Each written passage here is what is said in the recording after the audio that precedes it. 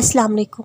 आप सोच रहे होंगे इंसान के पास एक और ऑप्शन होता है, वो सारी ज़िंदगी इस जगह से उठने ही नहीं जहाँ हादसा हुआ था, या फिर उठकर घर को वापस आ जाए और सारी उम्र के लिए वही कैद हो जाए, दोबारा किसी सफ़र पर ना निकले।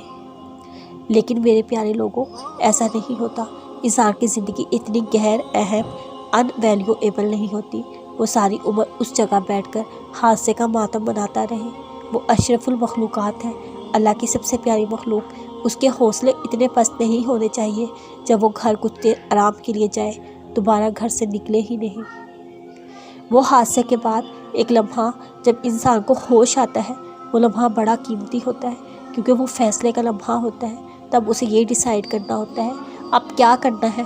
उस एक लम्हे में इंसान जो भी फैसला करना चाहे 1000 बार सोच कर करे, लेकिन जब कर ले उस पर डट जाए।